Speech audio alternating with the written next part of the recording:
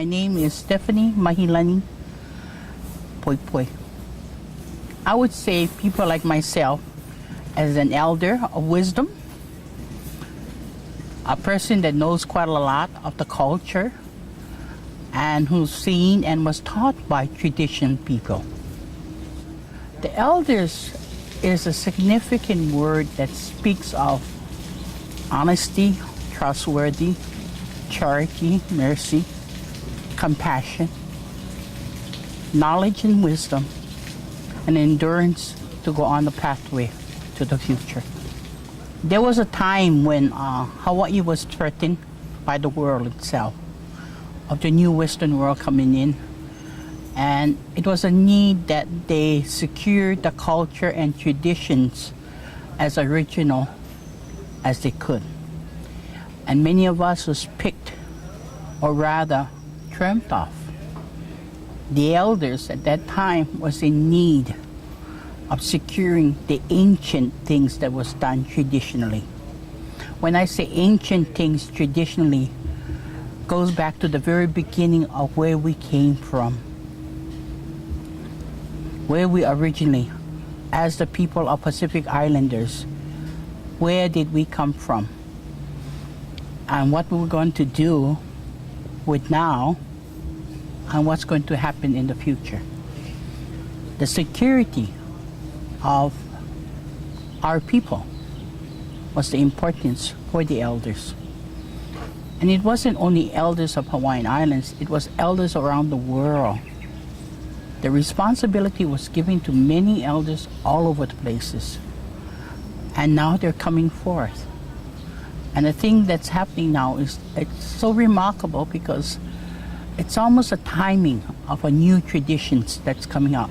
And yet it's not new, it's an old tradition. A tradition that was passed from grandfather to grandchildren to parents. And now we're at the traditions point where many of the people, we cannot say are only Hawaiians. They're all mixed races. So we were taught, Halemaku and myself, that there is no color that bounds the spirit within one's person. The elders at that time, like all elders from generations before, were just not picked. You just didn't go to a school and you became the healing elder. You were called by your ancestral elders. When I say ancestral, I mean spiritual elders.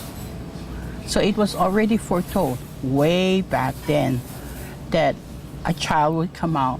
The signs were given to the elders already, that you look for the markings of the children, and they would hold significantly knowledge and truth. Now when the child is born, the elder already know what's in store for the teaching of the child. And the elder does not keep it to himself, but he shares the child with all other elders.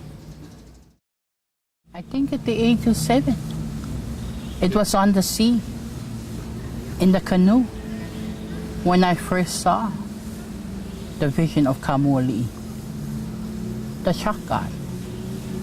And it was then, in the midnight of the moonlight, that this big shark came to the canoe. And my grandfather had said, stick your hand in the water and be one with everything that's in the sea. And that's the difference there. One who prays to the shark god and one who is confident in the sea. The difference is that you don't pray to the shark god, but you can live in the sea with them. And there is a difference. People today think a lot of times that we pray to the gods. We never did.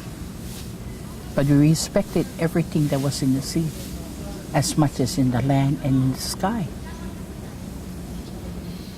He told me that in order to vision the spirituality, I must encompass the reality of life. And I asked him, what is reality? I was 7, I don't understand those things. And he said, reality is real. And he took in his hand a hook. And he said, this is reality. And then he poked it at my finger. He said, that's reality. That's pain. And he said, life will have many pains, and that's reality. But when you cannot feel the pain anymore, that is not reality. That is a vision that encompasses many things. And so at that little age, he said the hook was to feed the family so we could go fishing. But it also destroyed.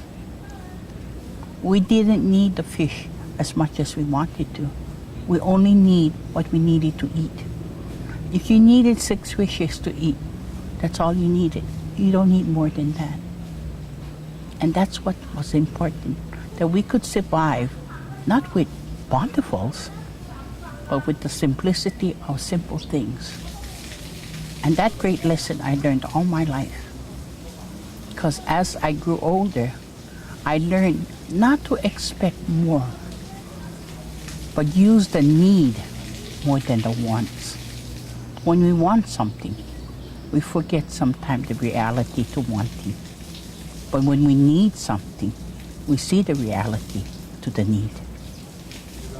Well, a lot of it was protocols. When I say protocols, the chants of prayers were done in the morning.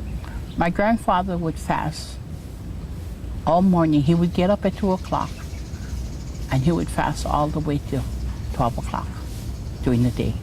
The reason for the fasting is that the people would come about that time to be healed.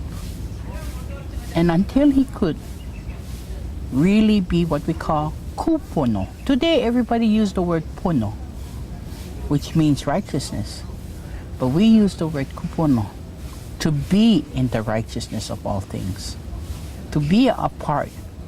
You cannot really heal a body that don't belong to you. And if that person doesn't want to, you cannot do anything. But you can pray for the person. And it'll work just as much as you had touched the person. Is that at the age of 10, we say umi.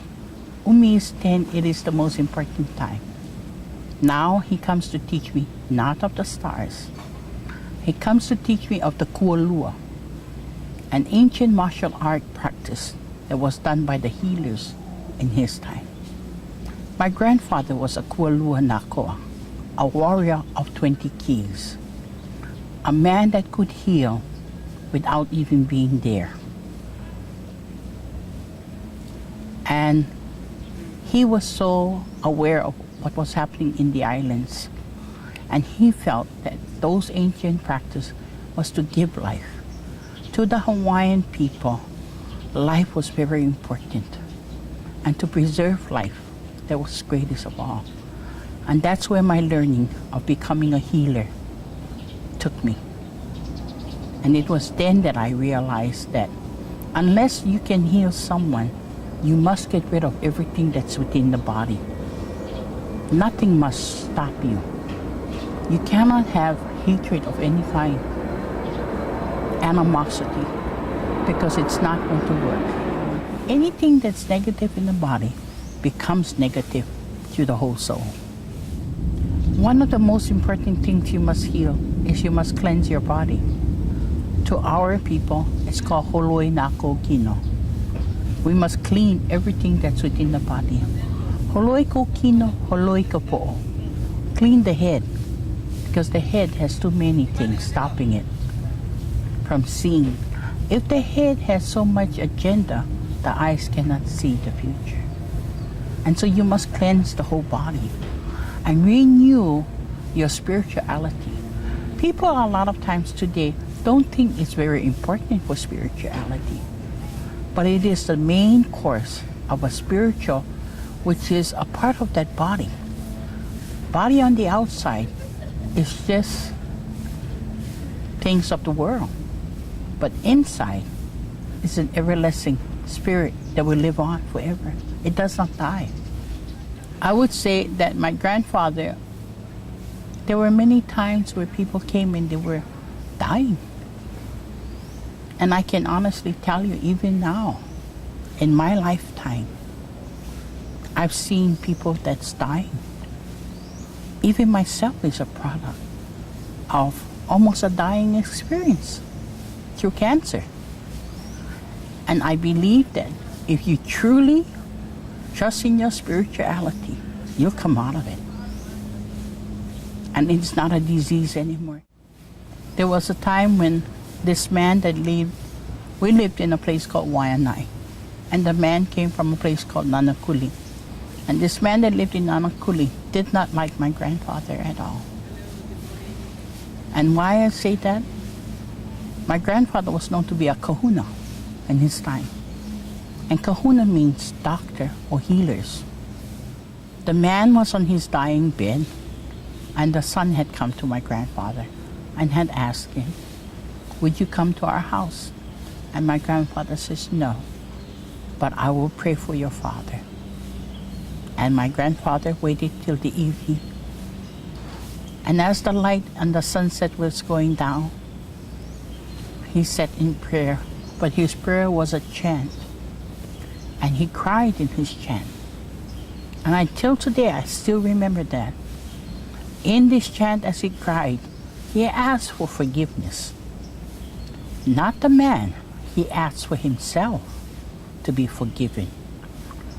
And I always wondered, why did he ask for forgiveness when he didn't do anything wrong? It was the man that was hurting him, and it was the man that was sick.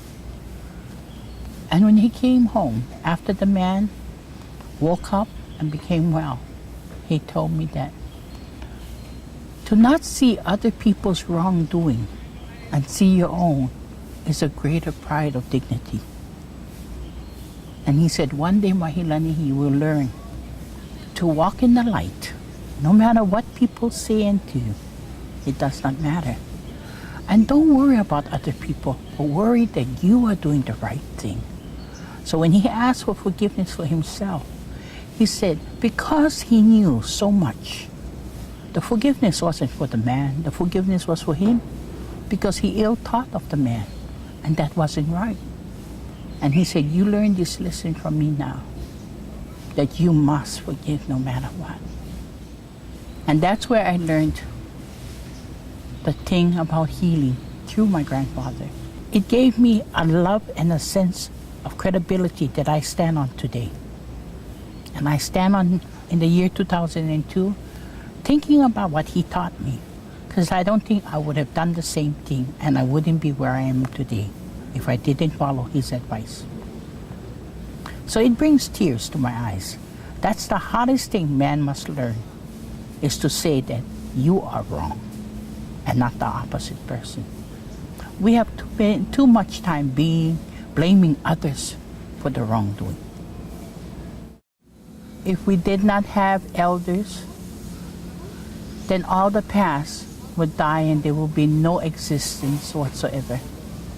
And if the elders all died, then the children will lose a history. Because right now, histories are being remade according to man's view and not cultural view. And it's hurting the environment and hurting the children.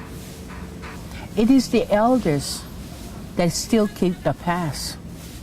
And it is the future that brings the past alive to make it what?